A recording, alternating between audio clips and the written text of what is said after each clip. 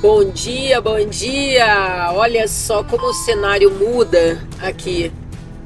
Eu tô na 95, descendo, sentido a Flórida, onde eu moro em Jacksonville, na Flórida.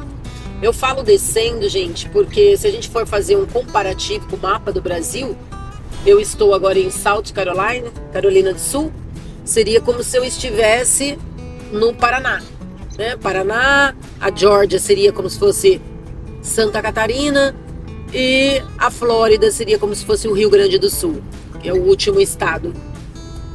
Eu parei para abastecer, eu sempre quero trazer vocês comigo para abastecer, mas nunca dá certo, porque eu tô sempre atrasada e correndo.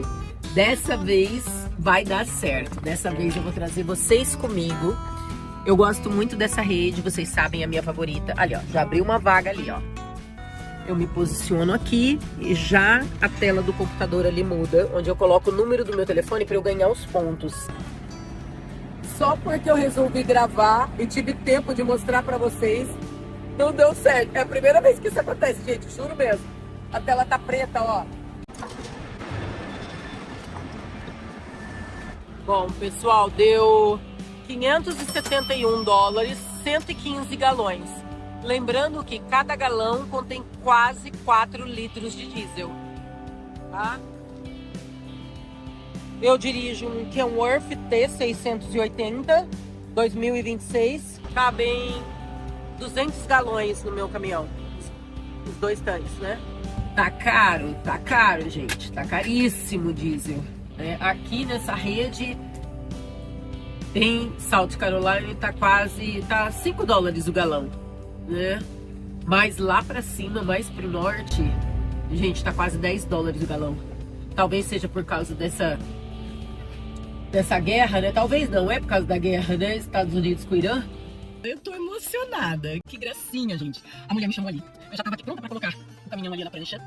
Ela falou, olha, não é muito, mas eu tô com o coração partido de ver você trabalhando tão pesado assim. Gente, ela me deu $100. Me deu $100 de tip.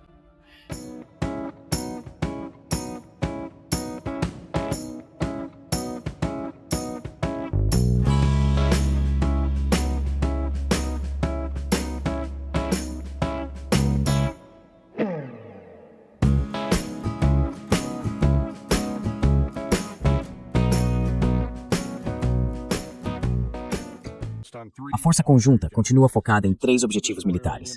Primeiro, continuar destruindo as capacidades de mísseis balísticos e drones do Irã. Segundo, manter os ataques à marinha iraniana e aos seus ativos para garantir a liberdade de movimento pelo Estreito de Hormuz. E terceiro, avançar mais profundamente na base militar e industrial do Irã para impedir que o regime seja capaz de atacar os americanos, nossos interesses e nossos parceiros nos próximos anos. Qual é o seu entendimento sobre esses 3 objetivos mencionados pelo General Kane? Antes de tudo, acho que esses objetivos são móveis. O que quero dizer com isso é que eles refletem a natureza mutável desta guerra. Ele está mudando as prioridades. Veja, o primeiro era suprimir os mísseis. Bem, falhamos. Quero dizer, gostaria de ser o oficial de inteligência. General, objetivo 1, falha total. Chefe, calculamos mal. Os iranianos estão lançando mísseis de cruzeiro e mísseis balísticos diariamente. Não conseguimos interceptar com sucesso a capacidade de lançamento deles. As informações que o senhor tinha sobre a porcentagem de lançadores destruídos foram por água abaixo ontem à noite, quando os iranianos atingiram Israel com o maior número de mísseis desde o início deste conflito, provando que ainda mantém uma capacidade de lançamento de mísseis balísticos suficiente, muito maior do que avaliamos atualmente. Isso significa que erramos tudo, general. Isso significa que precisamos voltar e fazer uma reavaliação de base, porque claramente não entendemos o inimigo que estamos enfrentando. Achamos que estamos atingindo alvos. Eu dei este é o mesmo briefing que dei ao General Schwarzkopf durante a Guerra do Golfo, quando tínhamos 19 lançadores móveis. E uma semana e meia depois afirmamos ter destruído 64. E eu disse, chefe, não estamos fazendo o que achamos que estamos fazendo. Porque se afirmamos ter destruído 64 e havia apenas 19, então a matemática básica diz que há cerca de 45 coisas. Mesmo que tenhamos destruído todos os 19, há 45 coisas que estamos chamando de lançadores móveis que não são. Precisamos nos perguntar o que elas são e por que as identificamos erroneamente. Além disso, não estamos destruindo nenhum dos lançadores reais, porque eles continuam disparando mísseis em um ritmo muito alto. E eu fui demitido, então talvez esses oficiais de inteligência não queiram ser demitidos. Mas esse é o trabalho de vocês, pessoal. O trabalho de vocês não é ficar aí bajulando o General Kane. O trabalho de vocês é dizer ao General Kane a dura verdade. A dura verdade é que estamos fracassando. Não estamos cumprindo a missão. Precisamos reavaliar. Se continuarmos lançando bombas nos alvos com base na inteligência atual, só vamos continuar fracassando. E assim, estaremos basicamente roubando dos Estados Unidos a capacidade de travar uma guerra, gastando munições, colocando vidas em risco e sem alcançar o resultado que vocês dizem querer alcançar. Então talvez seja a hora de apertar o botão de pausa. Parar. Porque o problema é que enquanto vocês continuarem lutando, a luta continua automaticamente. Tudo isso, a forma como a guerra funciona, é automático e continua se alimentando sozinho. Se a máquina começa fazendo a coisa errada desde o início, ela nunca vai se corrigir sozinha. A máquina não consegue se corrigir a menos que você pause. É preciso apertar parar, redefinir, seguir. E é isso que precisa ser feito com essa questão dos mísseis, se é que isso é possível. Acho que temos informações de inteligência ruins. Acho que não entendemos o que os iranianos estão fazendo. E acho que estamos apenas destruindo alvos que não têm absolutamente nada a ver com mísseis. Porque se tivessem, acho que veríamos um impacto muito maior disso. Então, fracasso na questão dos mísseis. A Marinha. A Marinha nunca fez parte dessa equação. Ninguém achava que a Marinha iraniana fosse a responsável. Se você achava que a Marinha iraniana iria fechar o Estreito de Hormuz, é mais ingênuo do que parece. A Marinha iraniana nunca iria se envolver no fechamento do Estreito, porque ela entende que a Marinha dos Estados Unidos a afundaria em qualquer dia da semana. Os iranianos nunca pensaram que poderiam igualar as capacidades dos Estados Unidos. Eles podiam demonstrar força contra os Estados Árabes do Golfo. Tinham uma marinha de capacidade regional, mas nunca poderiam se medir com os Estados Unidos. Portanto, em uma grande guerra aberta com os Estados Unidos, a marinha iraniana sempre acabaria afundada. E isso não tem impacto algum. Então ele ficou sentado ali e disse, estamos destruindo a marinha para manter o Estreito de Hormuz aberto, tendo mantido o Estreito de Hormuz aberto. Então, novamente, é uma falha fundamental na sua forma de pensar. Além disso, todas as munições que você desperdiçou afundando navios iranianos, que não tem qualquer impacto nisso, você fracassou. General Kane, isso são 2 fracassos em 2. E o terceiro agora. Agora ele vai expandir a guerra para o setor industrial. Estamos no 12º dia, e você vai expandir para o industrial. General Kane, deixe-me dizer novamente, apenas estudando a guerra e como ela funciona, nenhuma das instalações que você vai atacar terá qualquer coisa dentro delas. Mesmo que você os tivesse atacado no primeiro dia, a maioria dessas instalações não teria nada dentro, porque já vínhamos sinalizando o potencial conflito há algum tempo, e até dissemos quais lugares nos interessavam. Assim como os iranianos evacuaram todas as centrífugas de valor, ou pelo menos as replicaram, e mantiveram um estoque de segurança em locais ocultos, de modo que, mesmo que destruíssemos Natanz e Fordow, eles ainda teriam várias centrífugas de 164 cascatas de centrífugas de alta capacidade, IR-8 e IR-6. Elas estão por aí, enterradas em algum lugar com uma fonte de energia capaz de fazê-las funcionar. Elas foram evacuadas. Você quer destruir a instalação de produção de mísseis. Então, nesse momento, você tem um alvo aqui. Vamos chamá-lo de Scott Ritter. E o velho Scott Ritter vai aparecer e dizer, ei, esta é a fábrica iraniana de mísseis balísticos ou de propelente sólido, 16 Alpha. As seguintes instalações estão aqui, bum bum bum bum bum, e eu vou te mostrar. E então, sabe, nós analisamos, e se você quiser, sabe, é isso. Você vai ter que usar essa munição para derrubar esta aqui. Nesta, tudo que você precisa fazer é isso, bum bum bum bum bum bum, e vamos colocar munições ali. Mas o misturador que estava nessa instalação não está mais lá. É um misturador de alto valor. Os iranianos não vão deixá-lo lá até explodirem o local. Tudo ao redor é concreto, então tudo que você faz é despejar mais concreto novo. Mas o misturador sumiu. Está em outra instalação. Em algum momento, entre 2005, 2006, 2007 e 2008, os iranianos escavando locais de evacuação em montanhas, usando a mesma tecnologia de perfuração que eles usaram para ajudar o Hezbollah a cavar túneis no Líbano, e que os norte-coreanos também usam. Eles usaram a mesma tecnologia e têm perfurado montanhas. É isso que Fordow é, aliás. Fordow era um local de evacuação que foi convertido em uma instalação de enriquecimento. Só isso. Ele já existia antes. Não foi escavado especificamente para centrífugas. Já existia. É um local de evacuação. Há centenas de locais de evacuação espalhados pelo Irã sobre os quais não sabemos nada. Podemos achar que sabemos onde alguns estão, e se dedicássemos tempo a isso, poderíamos localizá-los. Era isso que eu costumava fazer. Ficar ali, observando as estradas. É um trabalho difícil, Nima, fazer inteligência. Realmente é, porque você tem que ficar ali tentando não dormir. Mas antigamente, você simplesmente ia para a mesa de luz e começava a rolar pelas estradas. Estradas, volte um pouco. Por que estão construindo uma estradinha aqui? Vamos seguir essa estrada. Para onde ela vai? O que eles têm aqui? Eles têm um acampamento. Tem escavadeiras aqui. O que estão fazendo aqui? O que estão construindo ali? Essa estrada está se expandindo. Agora estão chegando grandes escavadeiras. Estão chegando betoneiras. Estão despejando concreto lá dentro. Tem um buraco ali. Acabei de encontrar um local de evacuação. Anote e monitore. Se alguém estivesse fazendo isso, poderia encontrar locais de evacuação, porque nada acontece no vácuo. Buracos não aparecem em montanhas do nada. Mas se você não está procurando por eles, se não há pessoas fazendo isso ativamente, então as coisas passam despercebidas. Ninguém olha para aquela estradinha lateral. Mas se você olha, é assim que encontramos todas essas coisas no Iraque, porque era isso que eu também fazia. Passava muito tempo analisando imagens de U-2. Então você pensa, o que aconteceu aqui? O que tem aqui? Pronto, lá está. Então, há centenas desses locais. Podemos conhecer alguns deles. Podemos estar bombardeando alguns deles. Mas é por isso que quando você esconde coisas, não coloca todos os ovos na mesma cesta. Você divide. Então você tem, sabe, capacidade de sobrevivência. Todos os alvos que o General Kane está falando em bombardear agora estão vazios. Estão vazios. Então vamos entrar lá e explodir concreto. É isso. Vamos colocar vidas americanas em risco. Vamos matar muitos civis inocentes porque, mais uma vez, estamos destruindo alvos que não entendemos. Provamos isso no primeiro dia, porque bombardeamos um hospital e uma escola em Manab. 50% dos alvos que atingimos em Manab foram crimes de guerra. Havia 4 alvos que atingimos. 2 deles eram proibidos por lei. Um hospital e uma escola. 50%. Imagine agora, aplicar essa proporção ao que estamos fazendo em todo o Irã. Estamos matando muitas pessoas inocentes, porque o crime de guerra que cometemos em Manab está sendo repetido diariamente. E novamente, não há defesa para isso.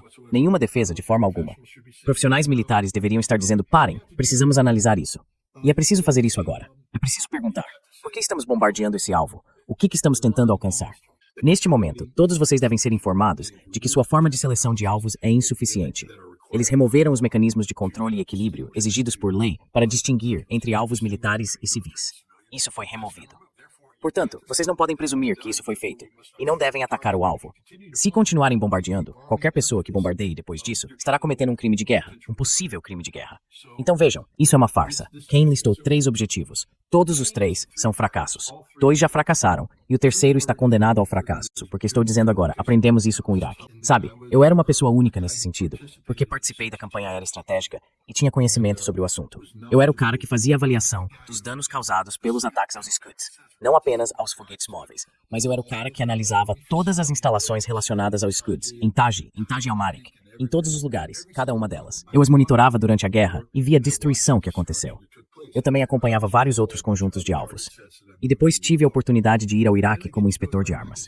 Lembro-me de como aquilo foi impressionante.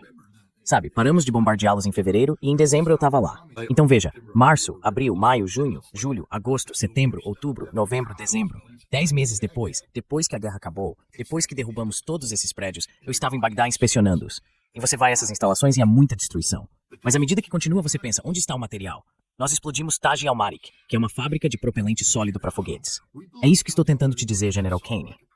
Espero que esteja me ouvindo, porque talvez queira estudar isso. Você está se preparando para bombardear o equivalente iraniano disso. E nós destruímos muita coisa.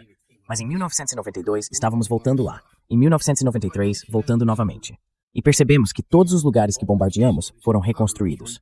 Todas as instalações de mistura que achávamos ter destruído estavam de volta, reinstaladas, operando. Não conseguimos nada. Explodimos as instalações, mas todas voltaram a funcionar. Quando chegamos a Taji, eles tinham destruído tudo em Taji.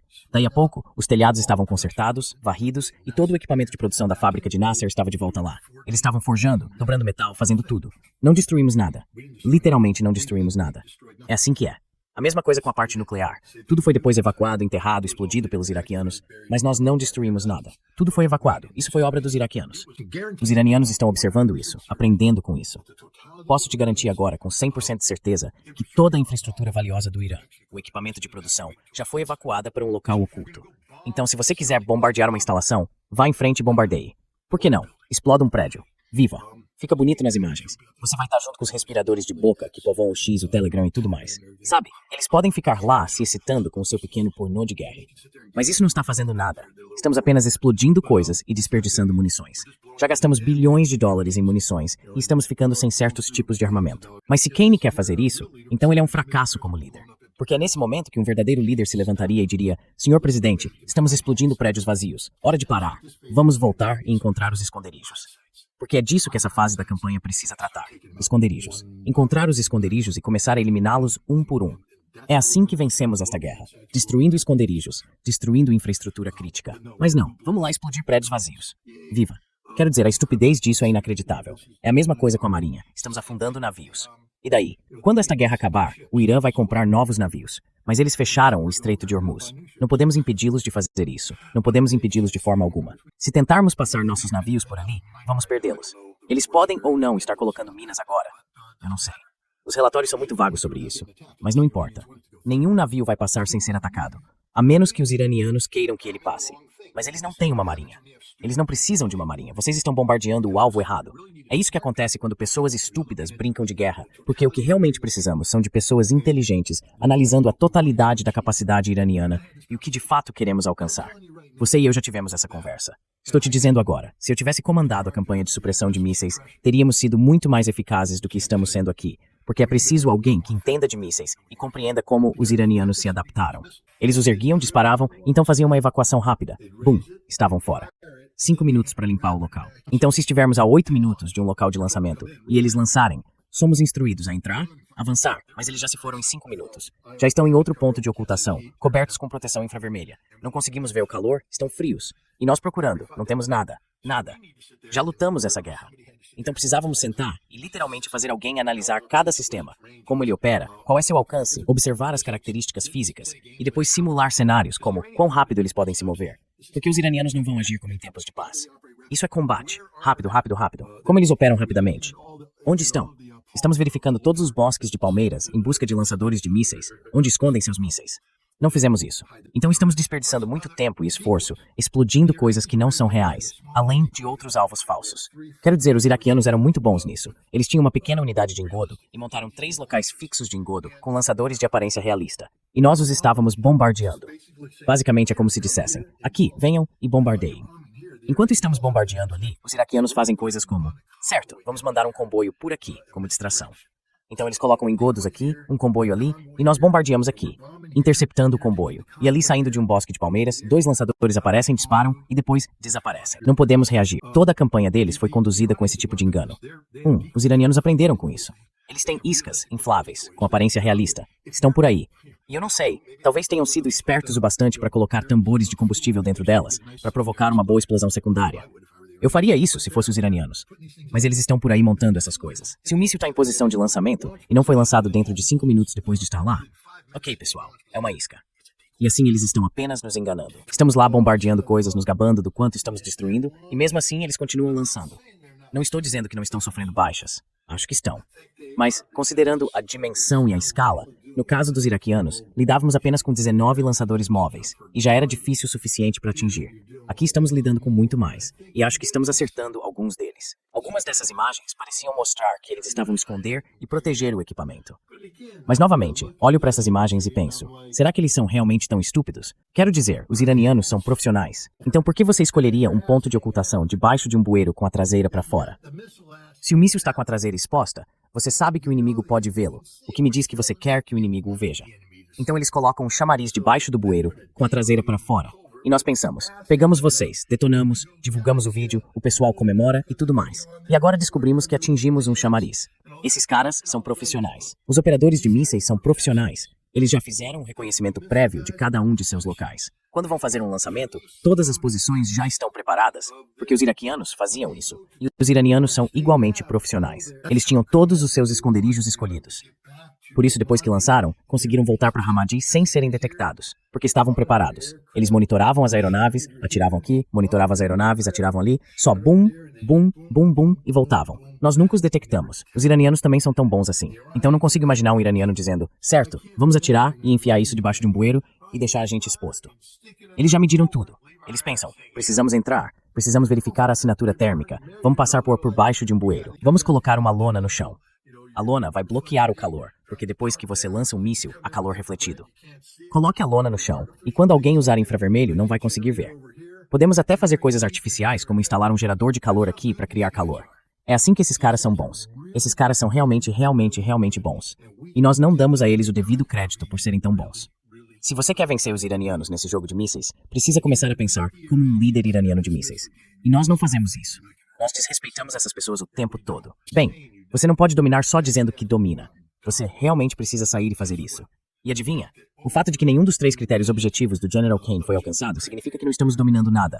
Estamos apenas nos enganando. Como você avalia os objetivos do Irã? O que eles estão buscando e quão bem-sucedidos têm sido até agora? O primeiro objetivo é a sobrevivência.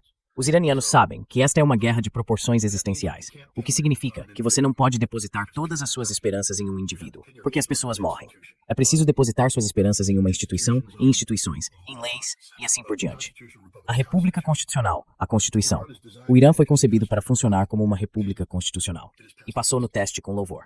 O líder supremo foi morto no primeiro dia e eles o substituíram com sucesso de forma constitucional. Nesse processo, ele se tornou um mártir. E a nação iraniana está se unindo em torno da República Islâmica como nunca antes. Portanto, eles foram muito bem-sucedidos no aspecto da sobrevivência. Trata-se de sobrevivência política. Mas agora é preciso ter sobrevivência militar. E os iranianos têm isso, e já há algum tempo. Eu achava originalmente que eram 12 distritos militares autônomos. Alguém está falando em 32. Então, talvez eles tenham dividido ainda mais, não sei. 32 seria ótimo, porque isso significa que é mais difícil para nós eliminá-los. Você pode atingir 12 lugares, mas 32 é um problema de mira completamente diferente. Eles construíram um sistema projetado para funcionar de forma autônoma, de modo que cada um desses distritos militares não precisa de alguém inteira dizendo o que fazer.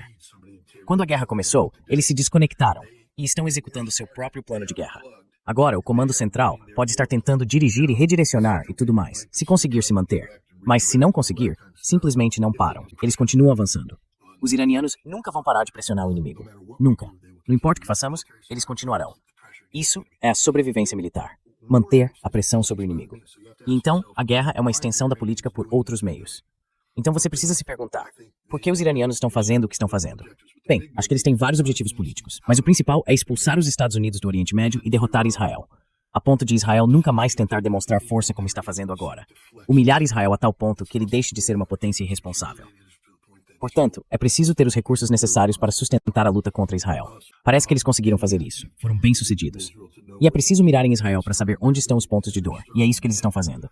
Estão começando a atingir todos os alvos importantes. Agora, uma dor permanente está prestes a ser infligida a Israel. Sabe? Você pode apagar as luzes por uma noite, mas o que acontece quando apaga as luzes para sempre? Podemos estar caminhando nessa direção. Para os Estados Unidos, é preciso destruir. Bem, nós temos essas bases. Mas por que essas bases estão lá? Muitas delas estão lá para coletar informações sobre o Irã, facilitar a defesa antimísseis e apoiar operações militares. Isso é feito por meio de radares, que coletam dados. Você faz isso por meio de retransmissores via satélite, que comunicam dados, e eles destruíram essa infraestrutura. Acabou. Agora estão no processo de causar ainda mais danos. Mas novamente, com os iranianos, acho que eles entendem. As pessoas dizem, bem, eles não causaram tanto dano à base. Se você explode uma instalação de alojamento, o que conseguiu? Nada. Eu posso reconstruir uma instalação de alojamento. Mas se você destrói um sistema de radar único de 1,1 bilhão de dólares, isso não tem substituição. Então, os iranianos estão destruindo infraestrutura crítica. A base pode parecer intacta, e para todos os que dizem que eles não causaram tanto dano assim, eles neutralizaram a base. Ela é inútil. Quero dizer, é como se você tivesse um garanhão gigante. Ele venceu a tríplice coroa. Vou ganhar muito dinheiro. O garanhão vai cruzar com as éguas e depois você o castra. Seu garanhão não é mais um garanhão, é só um cavalo. Sem bolas. Bem, o garanhão americano deveria estar lá fora cruzando no Golfo Pérsico, mas os iranianos cortaram as bolas dele. Então é só um cavalo. E esse é o primeiro estágio, porque vai ser muito caro para nós voltarmos. Mas, em segundo lugar, é preciso criar um ambiente político na região que não queira que os Estados Unidos voltem. E, portanto, é preciso garantir que haja um preço a ser pago pela colaboração com os americanos. E esse preço está sendo pago. E você começa a ver pessoas nos Estados Árabes do Golfo questionando por que ainda mantém esse relacionamento com os Estados Unidos. Não há proteção vindo de lá. Eles estão sendo atacados. Então acho que o objetivo político aqui está em processo de ser alcançado para eles. A punição de Israel continua. Israel ainda não foi atingido fatalmente, mas está caminhando nessa direção. Os israelenses estão indefesos neste momento. Eles simplesmente não conseguem se defender. Então, quanto mais dano eles podem suportar antes de cruzar aquele limite político em que isso se torna inviável politicamente. Em algum momento, você destrói a dessalinização, destrói a eletricidade, torna a vida em Israel inviável e as pessoas vão fugir. E quando as pessoas fogem, quando Israel se despovoa, é o fim de Israel. Acho que os iranianos estão se movendo nessa direção. Diferente dos objetivos americanos, os iranianos estão realmente avançando para cumprir suas metas. E então surge a outra questão. Como fazer os Estados Unidos desistirem? Você não vai derrotar a América militarmente. Não vai. Vamos continuar atacando alvos dentro do Irã para sempre. A única maneira de derrotar a América é nos fazer desistir politicamente da luta. Você não vai nos causar dano militar. Então, com todo o respeito, perder 8 soldados é trágico para as famílias. Mas e daí? Quando fomos à guerra na tempestade no deserto, levamos 10.000 sacos para corpos e encomendamos mais 60.000. Não os usamos, mas estávamos preparados, porque é uma guerra, e você vai perder pessoas em uma guerra. As forças armadas dos Estados Unidos aguentam um golpe, e o Irã ainda não desferiu um golpe real contra os soldados. O custo humano até agora é insignificante. 140 feridos, 8 mortos. Nada. Lembre-se da Segunda Guerra Mundial. Esperávamos perder 5.000 fuzileiros navais no primeiro dia, tomando Iwo Jima. 5.000 homens atravessando o dia D. Nós podíamos suportar baixas. Não é assim que se derrota a América. Você derrota a América aqui em casa, quando o povo americano perde a vontade de lutar. Lembre-se, na Segunda Guerra Mundial, muita gente não percebe. Há um filme interessante, A Conquista da Honra. James Bradley escreveu o livro, e depois fizeram o filme. É sobre os títulos de guerra. Há um discurso importante feito pelo secretário da Marinha aos fuzileiros navais. Ele diz, sabe, estamos ficando sem dinheiro. O povo americano não quer mais lutar nesta guerra. Eles estão cansados disso. Vencemos na Europa. Para eles acabou. Acham que está tudo terminado e não querem que isso continue. E estamos ficando sem dinheiro. Se o dinheiro acabar, a guerra acaba. Precisamos continuar arrecadando dinheiro. Títulos de guerra. O trabalho de vocês é fazer com que o povo americano queira contribuir para manter esta guerra em andamento. Seu trabalho é convencer o povo americano de que esta guerra vale a pena ser travada. Muitas pessoas não percebem o quanto o público americano estava exausto durante a Segunda Guerra Mundial. E como a vitória na Europa, na verdade, minou a possibilidade de vitória no Japão, o que é outro motivo pelo qual lançamos as bombas atômicas. Porque veja, a ideia de uma campanha longa e arrastada no Japão, o público americano simplesmente não iria aceitar isso. Essa foi a Segunda Guerra Mundial, quando os japoneses nos bombardearam em Pearl Harbor, e tínhamos todos os motivos para continuar. O público americano de hoje é amplamente imune a isso. Somos ignorantes como nunca. Não entendemos a guerra. Não entendemos o que fizemos. A maioria dos americanos não está chorando pelas 186 crianças iranianas mortas, porque simplesmente não se importa. Nós desumanizamos os iranianos psicologicamente. Eles não são vistos como seres humanos. São pessoas de pele morena, são apoiadores, são muçulmanos, são terroristas. Podemos usar todos os termos pejorativos. Esquecemos que estão entre os povos mais cultos do mundo, com milhares de anos de cultura e história. E são tão humanos quanto qualquer outro. Ainda mais porque os conheci, e são pessoas maravilhosas. Mas construímos um escudo para nós mesmos. Então, quando o povo americano tenta apelar para a humanidade dizendo o que vocês estão fazendo é errado, claro, alguns vão concordar. Mas a maioria dos americanos não se importa. Eles vão se deixar levar pela pornografia da guerra. Vão olhar para as explosões e dizer 47 anos em construção. Esses desgraçados iranianos estão nos atingindo há 47 anos. Temos que fazer alguma coisa. E eles mandaram aquele míssil para a escola das crianças. O presidente disse isso. Não fomos nós, foram eles. Quero dizer, há uma estupidez coletiva aqui. O coletivo americano está perdido. Mas o que acontece é que quando esses bocós assistem à pornografia de guerra, pensam, preciso ir comprar gasolina. Aí vão ao posto e dizem, espera aí, semana passada estava 3,11, hoje está 3,58. O que está acontecendo? Eu não tenho tanto dinheiro assim. Depois vão à loja comprar comida e não percebem que o preço do diesel disparou, então custa muito mais para os caminhoneiros fazerem as entregas. Então as pessoas que colocam a comida nas prateleiras aumentaram o preço. Na semana passada eu conseguia comprar mantimentos para uma semana inteira por $250. Agora são 385. Eu não tenho $125 extras por semana para cobrir isso. O que está acontecendo aqui? E de repente a ficha cai. Não se trata de moralidade, não se trata da lei, não se trata de nada disso. Não é a Constituição. Agora há um impacto pessoal. E eles percebem que há um preço econômico a ser pago. O que diabos o Trump estava pensando? Essa é a pergunta que você deveria ter feito desde o primeiro dia. E é assim que vamos perder a guerra. O Irã está, neste exato momento, criando as condições para isso. O Irã nos estudou mais do que nós os estudamos. O Irã conhece o inimigo muito melhor do que nós conhecemos o nosso. Eu não acredito que os iranianos sejam nossos inimigos. E se vamos tratá-los como tal, deveríamos ao menos respeitá-los o suficiente para aprender sobre eles e estudá-los. Se vamos entrar em guerra contra eles, pelo menos deveríamos tentar vencer. Mas veja, não estamos fazendo isso. Estamos apenas explodindo coisas. Fizemos o possível para perder essa guerra. E se os iranianos conseguirem manter o Estreito de Hormuz fechado e sustentar as ações contra Israel enquanto absorvem os danos americanos, eles vão vencer essa guerra, porque ela não será vencida no campo de batalha. A guerra será vencida aqui, na frente doméstica, quando o povo americano perceber que há um custo econômico a ser pago por essa guerra e a pressão política for colocada sobre Washington, D.C. para encerrá-la. Israel estava se esforçando muito para envolver o Azerbaijão na luta. Eles achavam que o Azerbaijão lhes daria algum tipo de vantagem se envolvesse no conflito. Mas isso parece ter fracassado completamente, por causa de suas conexões com a Rússia, com o Irã e com o que vimos até agora.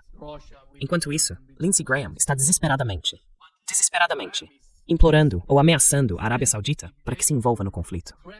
O que passa pela cabeça dele para achar que a Arábia Saudita pode trazer algo de útil para a mesa? Acho que, antes de tudo, para Lindsey Graham, muita coisa na sua percepção acaba criando a própria realidade. Então, quanto mais Lindsey Graham conseguir convencer o povo americano de que há uma frente unida contra o Irã, mais ele pode subir lá e agir como um entusiasta. Mas, se ele vai ficar ali exaltando a nobreza dessa causa, e depois olhar em volta e ver os Estados Árabes do Golfo, que chamamos de aliados fundamentais, dizendo, não, estamos fora dessa, o povo americano vai começar a fazer perguntas. Espera aí, se o Irã é uma ameaça tão grande, por que a Arábia Saudita não está junto? Talvez eles saibam de algo, porque vivem bem ao lado deles e não estão tão preocupados quanto você. E então as pessoas começam a questionar. Então, acho que muito disso é apenas uma questão de percepção. Graham quer criar a percepção de um apoio amplo ao que os Estados Unidos estão fazendo. E quanto mais nações começam a se afastar, mais isolados ficamos. E mais tolo esse homem já tolo parece. A segunda coisa é que neste ponto é puro desespero. Porque você pode ser o maior torcedor do mundo. Quero dizer, eu amo meus times de futebol. E posso torcer. Primeiro quarto. Vamos, pessoal, vamos lá. Eles estão perdendo. Mas ainda há uma chance. Ainda faltam 3 quartos. Segundo quarto. Vamos, cara, você consegue. Eles estão perdendo no intervalo. Ainda há metade do jogo pela frente. Terceiro quarto. Eles são milagrosos. Faltam 15 minutos para acabar o quarto quarto. E eu continuo torcendo até o fim. Mas em algum momento você pode estar torcendo e a torcida dizendo: Scott, está 47-0. Faltam 3 minutos para acabar o jogo. Nós não vamos vencer. E Lindsey Graham tá olhando para o placar agora e a situação parece bem sombria. Eu acabei de te dizer, ele é um homem ignorante. É um homem imoral, mas não é um homem estúpido. Ele tá olhando para o placar e percebendo que o tempo tá acabando nesse jogo e nós ainda não marcamos nenhum ponto. Sabe, achamos que marcamos um ponto com Khomeini, mas acabou sendo um safety. Perdemos 2 pontos. Nós nos prejudicamos mais ao matá-los do que se os tivéssemos deixado vivos. Estaríamos em uma situação melhor do que estamos agora. Mas como eu disse, não estamos suprimindo mísseis, não estamos destruindo a marinha. É tudo sem sentido. E só agora estamos nos preparando para explodir prédios que estão vazios. Enquanto isso, o Irã está sobrevivendo. E não apenas sobrevivendo, mas reagindo com força. Então agora se pergunte, você é o Azerbaijão. Se a conversa fosse, quer participar? E o Azerbaijão olhasse para o outro lado da fronteira e visse o líder supremo morto, a guarda revolucionária iraniana fragmentada, pessoas nas ruas gritando "Morte a Khomeini", e o exército desmoronando, sem muita eficácia. Israel derrubando tudo e se saindo muito bem. Os Estados Árabes do Golfo unidos. Eu diria com certeza, me inscreve nessa. Estou no corredor de Zangezur, vamos nessa. Mas nós chegamos até eles e dizemos: Azerbaijão, quer entrar? Aquele corredor de Zangezur, lembra? O Jerry Vance esteve aqui no mês passado e prometeu tudo isso pra vocês. Mas, eles estão realmente muito irritados, estão unidos e vão nos atacar. Eles vão vir atrás de nós. Eu tenho um pequeno campo de petróleo aqui fora de Baku. Eles vão explodir aquilo. E aí eu fico sem dinheiro. Já não estou muito empolgado com isso. Não vou entrar nessa. É por isso que o Azerbaijão desistiu. Porque o Irã não foi derrotado. O Irã ainda tem capacidade de punir o Azerbaijão. Mas você também deve ter notado os israelenses. São os israelenses atacando a infraestrutura iraniana com drones e coisas do tipo, porque os israelenses estão desesperados para que o Azerbaijão entre nesse conflito. Mas eles não vão. Em algum momento, o oleoduto que bombeia, quanto é mesmo 40% do petróleo de Israel. É um bom número. São 45, sim. Pois aí tá, esse é o 5% nacional. Mas a questão é que em algum momento isso vai entrar em jogo. E o fato é que neste momento, o trabalho do Irã é tornar a vida em Israel insuportável. Eles não vão fazer outro holocausto, 6 milhões de mortos e tudo mais, ou 9 milhões. Esse não é o objetivo deles. De novo, os iranianos me surpreendem, para dizer a verdade. Porque há pessoas por aí dizendo, matamos 1.200 iranianos, e em Israel tivemos 13 mortos. Quem tá vencendo essa guerra? Não é você, Israel.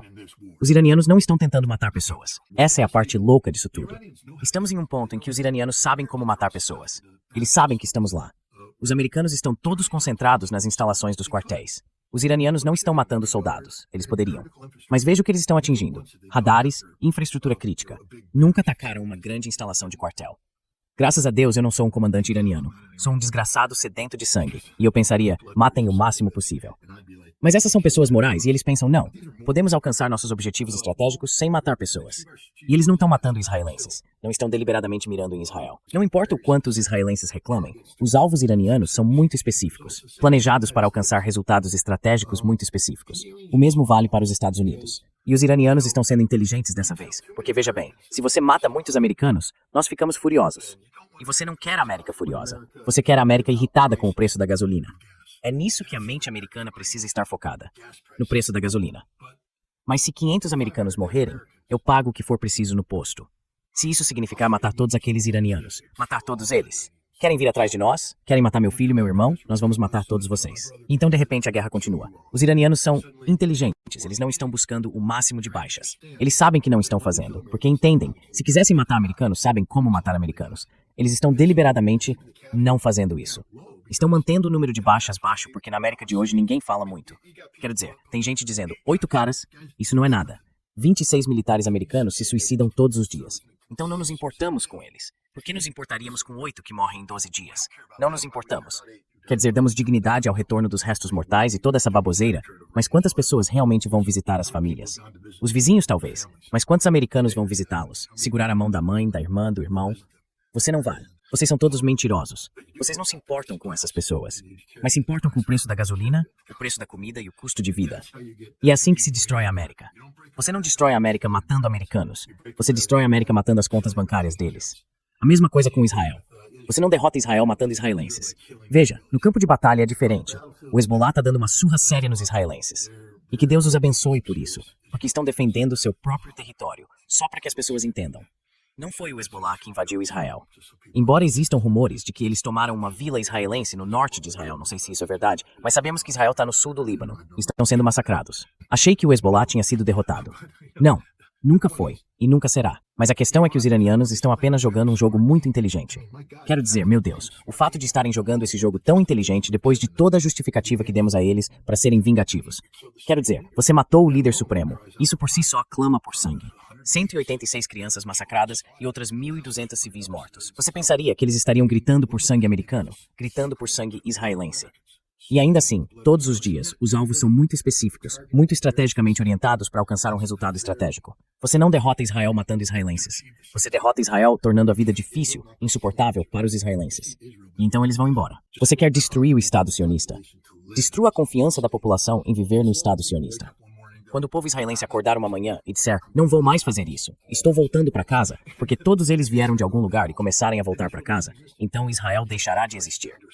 Se a população diminuir até certo ponto, de repente a solução de um único Estado se torna a única solução, porque não há mais justificativa para manter um Estado exclusivamente judeu. Israel se tornará a Palestina, e é nessa direção que os iranianos querem ir. Eles não estão tentando matar judeus, com todo respeito às pessoas que acusam os iranianos. Não é isso que eles fazem, não é quem eles são. Essa é a única coisa que aprendi. Quer dizer, nós sabemos que a justiça iraniana pode ser severa. Quero dizer, eu não gostaria de ser homossexual no Irã, certo? E eu não gostaria de ser um traficante de drogas no Irã. Eu não gostaria de ser um adúltero no Irã. Eu não gostaria de ser nenhuma das coisas pelas quais a lei islâmica julga as pessoas com tanta dureza. Se eu pudesse dar algum conselho aos iranianos, se eles algum dia o aceitassem, eu diria, parem de enforcar pessoas. Isso não pega bem. Se alguém comete um crime, reabilite essa pessoa na prisão. Parem com essa severidade, porque isso simplesmente passa uma má impressão no exterior. Eu conheci vocês, e vocês são, na verdade, seres humanos decentes. Vocês realmente são seres humanos decentes que se importam com a vida humana. O trabalho humanitário que acontece dentro do Irã é louvável. Eles têm um problema de imagem. Mas a questão é que a verdadeira natureza do regime, se eles fossem os juízes carrascos que todos os acusam de ser, estariam clamando por sangue, sangue americano, sangue israelense, estariam tentando matar o maior número possível de pessoas. Mas não é isso que estão fazendo. Seus alvos são muito deliberados, e dá para perceber pela precisão do que estão atingindo. Eles estão acertando exatamente o que miram.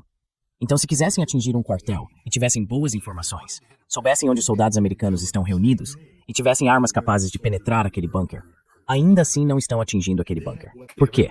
Porque eles não querem matar americanos. Eles têm todo o direito de fazê-lo, mas não querem. Se você mata americanos, enfurece a população americana e torna tudo muito difícil. Torna mais difícil quebrar a população americana. Mantenha o número de mortes baixo, maximize a dor econômica e este país vai desmoronar como um castelo de cartas. E já estamos indo nessa direção. Então, acho que os iranianos estão vencendo estrategicamente em todos os aspectos. Não há um único ponto em que eu possa dizer que eles estão com desempenho abaixo do esperado. Quero dizer, você sabe, eles estão sendo atingidos com força pelas duas forças aéreas mais poderosas do mundo. Não vamos subestimar o que Israel e os Estados Unidos são capazes de fazer em termos de causar danos. Mas o alvo, esse é o ponto crucial. Você pode ter o golpe mais poderoso do mundo, mas se não estiver acertando o alvo certo, não vai vencer. E neste momento os iranianos garantiram que estamos atacando o alvo errado. Como eu disse, com mísseis balísticos, acho que eles jogaram um jogo de despiste muito eficaz. Eles também fizeram um bom trabalho disfarçando onde seus mísseis realmente estão. E nós simplesmente não resolvemos esse problema. Não sei se vamos resolver. Marinha, quem se importa? Não importa em relação à Marinha. Quero dizer, é trágico pelas vidas perdidas. Eles não deveriam ter afundado aquele navio.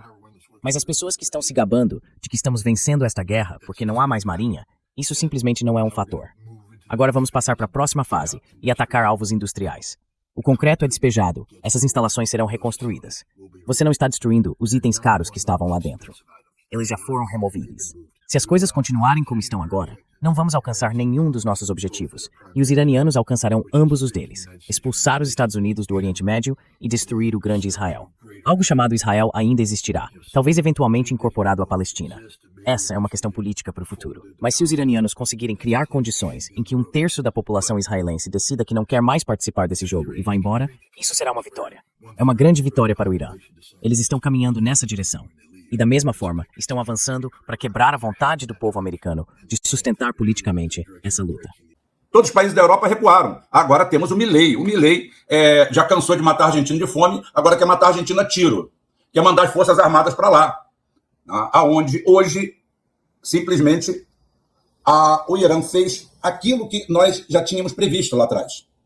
Primeiro, o Irã não está com medo nem está pensando nas consequências de destruírem sua indústria petrolífera, de destruírem nada deles.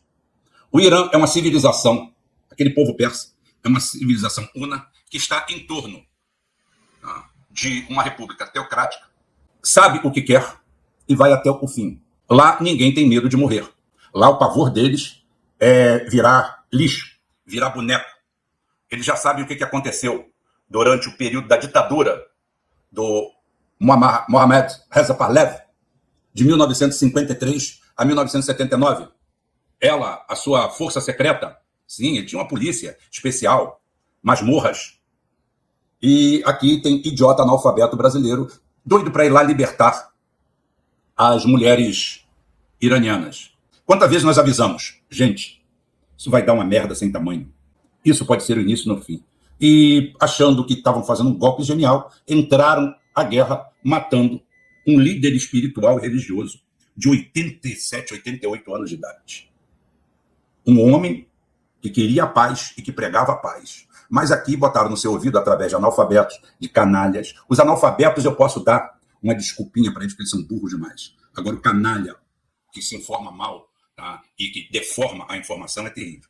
Mataram o cara e até hoje, ontem, todo mundo se jactando de ter matado o chefe da guarda revolucionária. E hoje, o Irã virou uma página e simplesmente transformou Israel no inferno na terra. Transformou as monarquias, as ditaduras árabes, principalmente Catar, Emirados Árabes, e hoje, ineditamente, como nós falamos lá no começo, a hora que o Irã atacar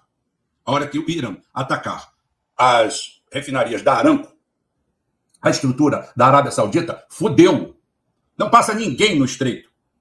Eu falei que ia dar uma notícia aqui, a maior bomba de todas, a maior bomba que existe hoje, a que explodiu mais alto, a que fez mais estrago, o rato de esgoto do presidente Modri, para passar no Estreito de Hormuz, aceitou pagar a carga de petróleo em yuans, ou renminbi. Isso significa que os ratos estão pulando do navio. A maior arma que os Estados Unidos tinha até ontem era o dólar. O que você vai fazer de hoje em diante? Você vai reclamar hoje no mundo militar? Vai pedir um supositório alienígena para o Daniel Lopes? Quem sabe ele não tem um supositório alienígena? Quem sabe as forças especiais dos Estados Unidos não criaram um míssil supositório para limpar aquilo ali? Rubão, você acertou essa? Eu não acertei nem errei. Eu fiz uma leitura. Não existe esse negócio de acertar e errar. Isso aí é quando aparece um débil mental aqui e todo mundo... Os pintadores de meio-fio brasileiros gozavam. Aqueles caras que viviam no exército varrendo quintal, varrendo folha e pintando meio-fio. Gente, os caras tinham espasmos. Agora vamos ver o que vai acontecer com o Irã. Eu falei, vai acontecer com o Irã, que vão levar esses negócios para lá para serem alvejados e voltar com o rabo entre as pernas. Não deu outra. Na pinta, os dois porta-aviões já meteram o pé. Um pegou fogo na caixa d'água, gente. 30 horas de incêndio na caixa d'água. A caixa d'água pegou fogo. Né? O outro não se sabe o que aconteceu, não sabe se foi abduzido, se foi uma brecha do tempo, ou se está indo em outra dimensão, guiado pelo baú, lá pela arca do Daniel Lopes, se armando com armas alienígenas e vai voltar com tudo. Também tem essa hipótese. Dentro de 24, 48, eu prefiro 72 horas, o número é mais bonito. Dentro de 72 horas, o Abraham Lincoln vai voltar de uma fenda, de uma dobra espacial, tá? De outra dimensão, carregado de gente. Está lá aquele Tony Skyhawk, Tony Biloto, Tony Tornado. O pior é que o que deveria ser o fim dele, mas tem tanto ignorante e boçal que acredita nisso, né? E o Trump veio ameaçando. E a gente falando, olha, vocês não sabem o que espera por vocês lá. Vocês não fizeram a leitura da capacidade da guerra assimétrica e da onde o Irã se desenvolveu. Eu já tinha informações que o número de mísseis era mais que o dobro, porque eles não pararam de produzir. Eles pegaram todas as entradas de todos os túneis e fizeram um hiper-reforço de concreto especial nas entradas deles. Mudaram entradas. Eles não pararam um minuto. Eles se prepararam porque essa é a guerra da vida do Irã. Não tem fim. Não tem fim. A destruição econômica dos Estados Unidos no Oriente Médio e a destruição de Israel é o objetivo hoje da República Islâmica do Irã. E eles não vão parar e não vão sossegar. Não tem nada a ver, pode destruir a ilha de carga, pode destruir todos os terminais, pode atacar aonde quiser, não tenha dúvida. Hoje nós vimos o que eles fizeram com Israel. Tel Aviv simplesmente é um cenário do caos. E, do outro lado, o Hezbollah descendo a lenha, atacando o norte de Israel e as forças terrestres subindo. E daqui a pouquinho, tomando um contra-ataque, já se perderam 18 tanques lá. 18 tanques. 18. Eles admitem não, ficam quietos em relação a 6. 6 eles ficam quietos, porque tem foto, tem imagem, isso para eles é pouco, não tem problema nenhum. O fato de Bibi ter morrido, desaparecido, causa um impacto muito grande neles, porque eles são dependentes dessa personificação.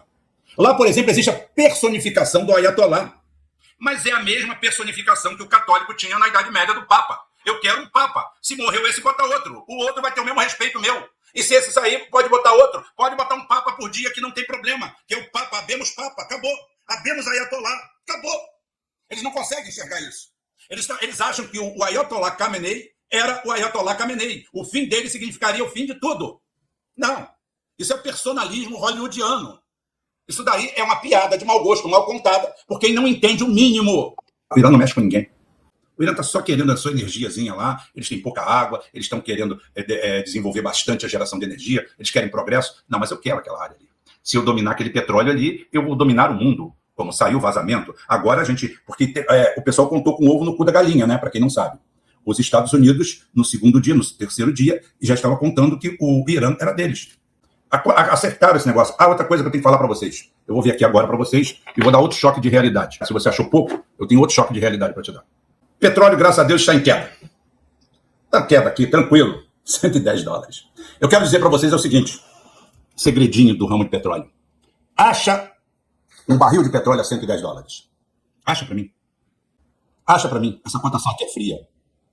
A manipulação do mercado de Londres e a manipulação do mercado americano são 3 grandes centros de distribuição, tá? De óleo fora. Diga-se passagem, onde tem os maiores golpes do mundo também. Tá? É no Texas, nos Estados Unidos, no estado do Texas, em Amsterdã, nos Países Baixos, e Fujairah. Fujairah está fora. Fujairah está sob bombardeio, Fujairah acabou. Esquece. Fujairah não tem hoje, nem amanhã, nem depois, nem sei se vai ter depois de amanhã. Agora, a grande derrota hoje que aconteceu não foi nem essa chuva de mísseis. Essa chuva de mísseis vai estourar toda em cima da gente. Porque de hoje em diante, esqueça que é daí para lá. Coisa que você não vai ver é o Irã recuar. Coisa que você não vai ver é míssil do Irã acabar. Porque está tudo muito planejado. Atenção, o Irã, hoje, antes de atacar os países do Oriente Médio, a estrutura americana nesse negócio, em todo lugar, eles mandaram um comunicado e pediram para a sociedade, para a população sair dali. Saiam, porque nós vamos atacar. E cumpriram a palavra mais uma vez. Cumpriram a palavra retinha ali. Nós falamos isso. Quantas vezes? Essa guerra não poderia acontecer, mas vai acontecer. Essa guerra não poderia acontecer, mas vai acontecer. Os Estados Unidos não podiam perder essa guerra, mas vai perder. Então são coisas trágicas que você não tem saída. É isso que é estranho. Então, dentro de um quadro possível e cabível, você já viu as pessoas fazendo merda na rua e depois que dá algo errado, começam a chorar, aí um pensa em Deus, outro pensa no filho. Por que não pensou antes? Your damn language. I don't have time. I was okay with languages, but I'm not going to spend time learning your language. That much I won't do. Assalamu alaikum. Alaikum salam. Buenos dias, да? Правильно? Правильно. В Испании. It is clear for everyone that in spite of the differences that existed before, today we need to act joint. Wir bleiben im Kontakt und lösen das Problem. Das ist kein Dankeschön. Gut, ich wünsche Ihnen was. Alles gut. É isso que o povo quer. O povo quer isso. O povão, pessoa comum quer isso. Um líder. Ele não tem tempo de cuidar do país dele. Ele não tem tempo de ir para a rua lutar pelo país dele. Então, ele confia o poder a alguém. E quando essa pessoa faz bem o seu serviço, quem assinou isso em branco foi o Lula. O Lula, há um tempo atrás, quando ele ainda dava uma opinião ou outra, sem olhar para o que tem que ficar mais bonito para agradar, o Lula falou, em 1970, se tivesse eleição, eu votava no Médici. Foi ele que falou. E como ele pensava assim, os brasileiros, se tivesse uma eleição direta ali, eles ganhariam. Disparado.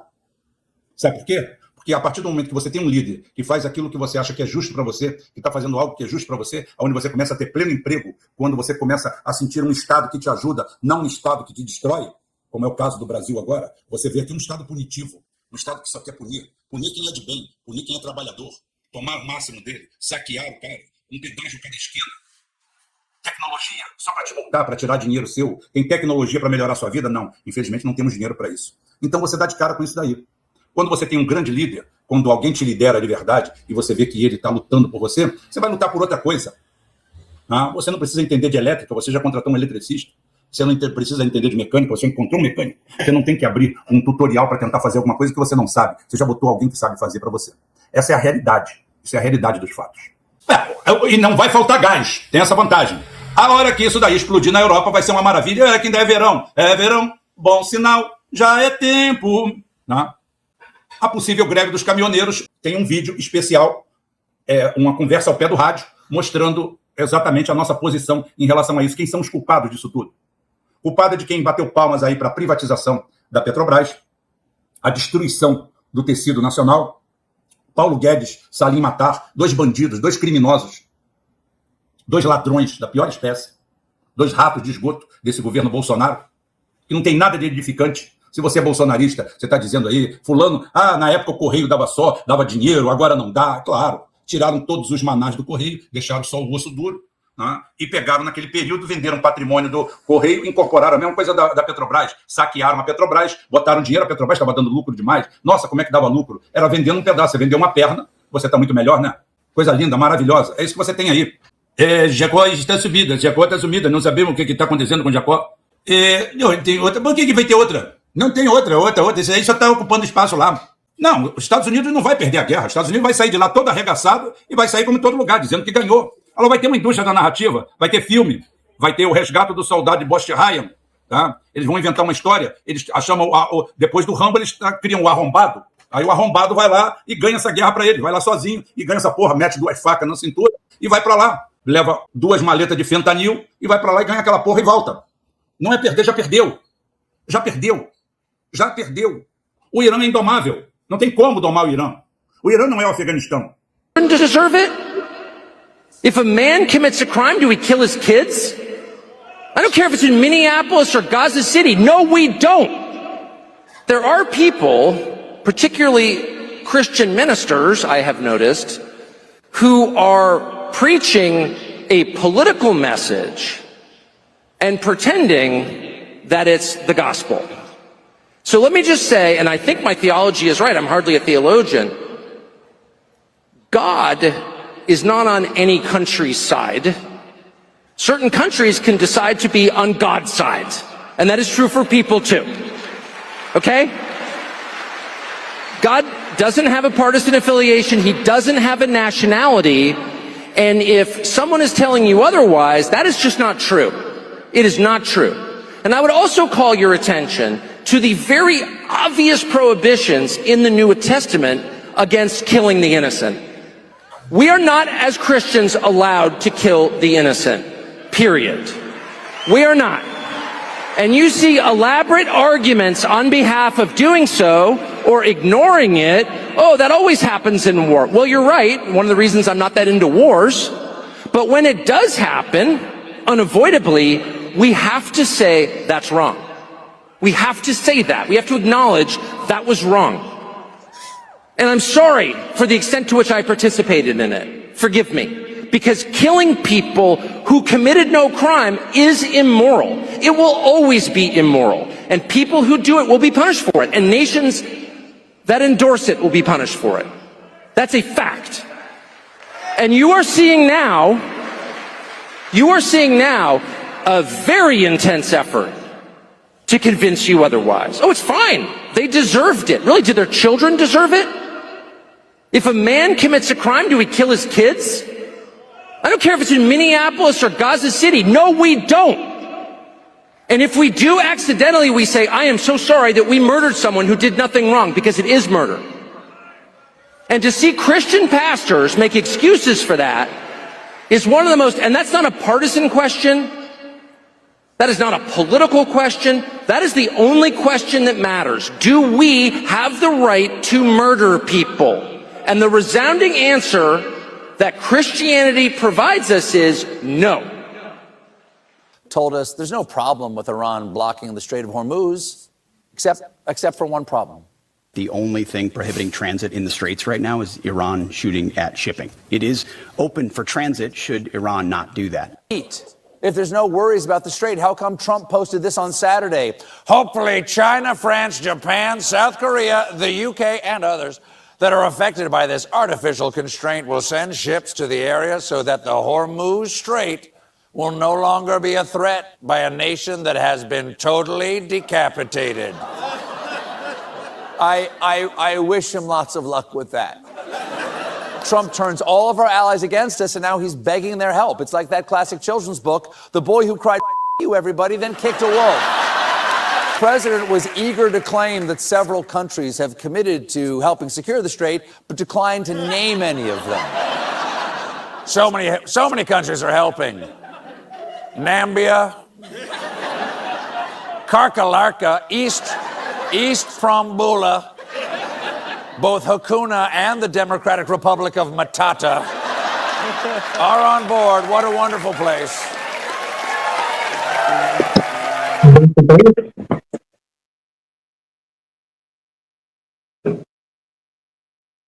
Aí você está vendo os mísseis hipersônicos entrando igual a faca quente na manteiga.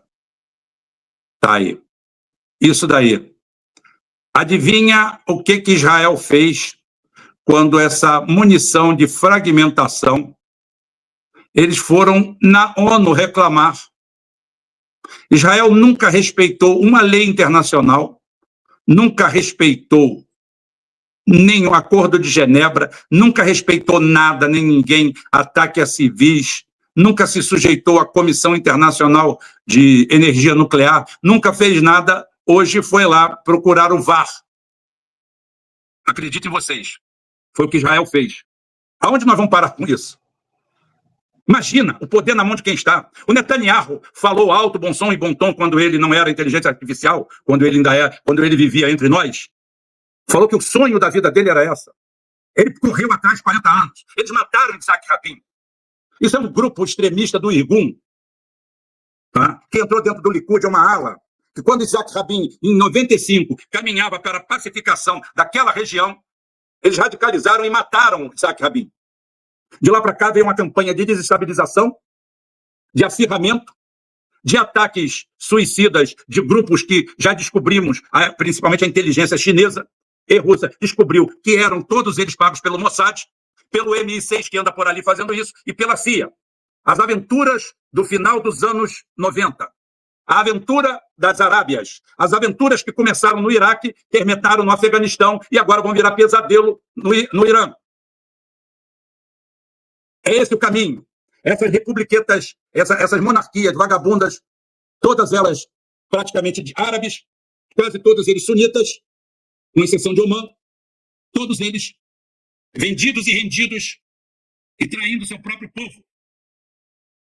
Os Emirados Árabes Unidos davam 2 sacos de arroz para o povo da Palestina e dava 10 caixas de munição para Israel matá-los. Era essa a ajuda dos Emirados Árabes Unidos. Aquilo ali é a Baixada Fluminense do Oriente Médio. Os Emirados Árabes Unidos é com a Baixada Fluminense. Tem ali, são 7 Emirados. A Abu Dhabi é o maior deles, Dubai é o mais conhecido, e hoje a vala é o lugar comum entre todos, porque estão todos na vala. Fujairah, que é o maior centro de distribuição ali, está no saco. A maior planta de gás liquefeito, saco. Isso vai chegar na Europa rapidinho. A Europa que gosta de ficar endossando os Estados Unidos, apoiando os Estados Unidos, mesmo que os Estados Unidos, há 2 meses atrás, estivesse querendo tomar a Groenlândia, está tudo bem. O nível de dirigentes, o nível da elite política, a elite intelectual que nós temos hoje no Ocidente, é o fim.